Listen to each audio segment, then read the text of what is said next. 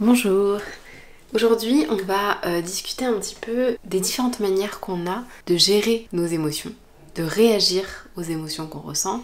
Et en fait, le but de cette vidéo, c'est de vous faire prendre conscience en fait des mécanismes que vous mettez en place sans vous en rendre compte, parce que forcément, si on ne voit pas les choses, on ne peut pas travailler dessus. Donc, c'est parti. La première manière de gérer ses émotions, c'est de réprimer cette émotion, de ne pas la considérer. Par exemple, je discute avec quelqu'un et j'ai une pensée ou une émotion qui va à l'encontre de ce que la personne dit ou ressent, et à ce moment-là, je me dis non mais en fait, j'ai pas la force de gérer ce désaccord, donc je choisis de réprimer ce que je ressens et de ne pas le faire exister, de ne pas le dire, mais aussi de ne pas le laisser exister à l'intérieur de moi, de ne pas lui donner de valeur. Ça me fait penser à une amie, on avait une discussion la dernière fois et elle me disait que souvent elle avait un souci parce que quand on lui faisait des remarques sur son travail, elle disait rien, même si elle ressentait plein de choses, parce qu'elle estimait que ce qu'elle ressentait c'était too much, que elle était trop... En fait, elle avait l'impression qu'elle allait trop loin dans son délire et que ce qu'elle ressentait n'avait pas sa place, était trop disproportionné par rapport à la situation, et donc typiquement là elle était en train de réprimer ce qu'elle ressentait. La deuxième manière de gérer ses émotions, c'est de les exprimer, de les sortir. Et ça, cette partie-là, elle est intéressante parce que c'est souvent quelque chose qu'on encourage, d'exprimer ses émotions, de les dire. Et typiquement, mon amie, qui se reconnaîtra sûrement, elle me disait, oui, j'aimerais bien être davantage capable de dire les choses parce qu'elles sont importantes pour moi.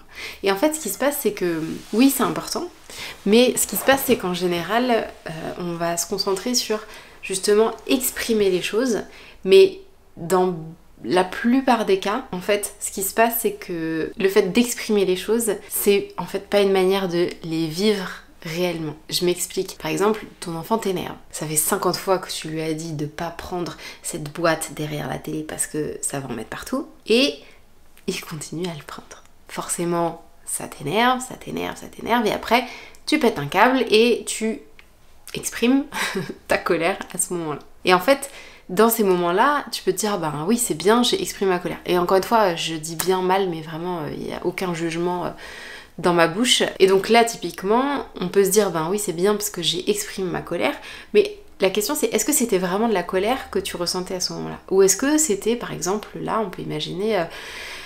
un sentiment d'impuissance qui te faisait face à toi, ton incapacité à gérer ce moment, cette frustration que tu as, qui est ok, j'aime bien quand je contrôle les choses. Là je sens que mon enfant est hors de mon contrôle, puisque j'arrête pas de le répéter et il ne le fait pas, et donc je me sens impuissant. C'est très désagréable, je préfère être dans le contrôle, et pour éviter de faire face à cette impuissance-là, je vais me mettre en colère, et au moins je vais pouvoir concentrer toute mon énergie sur cette colère, je vais l'exprimer, mais en réalité, est-ce que j'ai vécu avec cette situation qui n'était pas dans mon contrôle? Est-ce que j'ai vécu avec cette impuissance? Pas vraiment.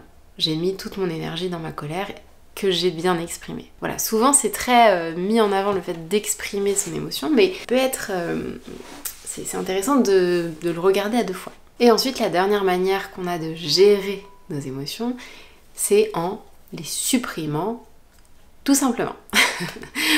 Elles n'existent pas, je ne veux pas les voir, elles ne font pas partie de moi. C'est le plus dur à détecter parce qu'en fait, par essence, si on les supprime, on ne les voit pas, et donc on n'a même pas conscience parfois qu'on est en train de supprimer une émotion. Et c'est souvent ce qui se passe quand on veut s'apaiser, notamment avec la nourriture, quand on essaye de fuir quelque chose. En fait, bien souvent, c'est très difficile de dire qu'on est en train de fuir puisque on ne voit même pas qu'est-ce qu'on est en train de fuir, puisqu'on, justement, comme on veut fuir l'émotion, c'est comme si elle n'existait pas en fait. Elle existe bien puisqu'elle génère une urgence, une pulsion à s'apaiser. C'est par ça qu'on voit qu'il y a quelque chose, mais on a du mal à savoir quelle est vraiment cette émotion, on a du mal à mettre le doigt dessus. Et d'ailleurs, dans ces cas-là, bien souvent, on va se concentrer sur le mécanisme qu'on met en place, comme si c'était ça le problème, quoi. Alors que de toute façon, dans ces 3 manières de gérer ses émotions, ce qui est intéressant à chaque fois, c'est pas de juger la manière avec laquelle on gère ses émotions, c'est plutôt de se dire tiens, c'est une information, est-ce qu'il n'y a pas une émotion à l'intérieur qui aurait de la valeur? Parce que, en tout cas, est-ce qu'il n'y a pas une émotion qui est là et que je ne considère pas, à laquelle je n'accorde pas d'attention parce que c'est désagréable, parce que je n'ai pas les ressources disponibles pour y faire face, mais voilà, c'est de l'information, c'est intéressant, et pour moi c'est vraiment à ça que sert voilà, ce genre de vidéo, c'est-à-dire comprendre les mécanismes qu'on met en place au quotidien sans s'en rendre compte, et voir que ces mécanismes ils sont étudiés et donc ils sont communs à tout le monde, et ça peut permettre de mieux comprendre comment on fonctionne, et du coup de mieux mettre son attention non pas sur le comportement in fine et ne pas être dans le jugement de soi parce qu'on se comporte comme ça, parce qu'en fait c'est humain, mais remettre l'attention sur ah ok, là en fait je suis en train de faire ce comportement, qu'est-ce qui se passe? Voilà, je vais intentionnellement pas creuser davantage dans cette vidéo, je voulais juste aborder ces 3 notions. N'hésitez pas à me dire si vous vous reconnaissez dans certains de vos comportements. En général, on a plus des tendances dans certaines manières de gérer nos émotions que d'autres. Donc voilà, n'hésitez pas à me partager vous comment vous gérez les choses dans votre quotidien. Je pense que ça permettra à tout le monde de se rassurer sur le fait que ah oui en fait je suis pas la seule à faire comme ça. En tout cas merci d'avoir regardé la vidéo jusqu'au bout et je vous dis à très vite pour une prochaine vidéo. Ciao!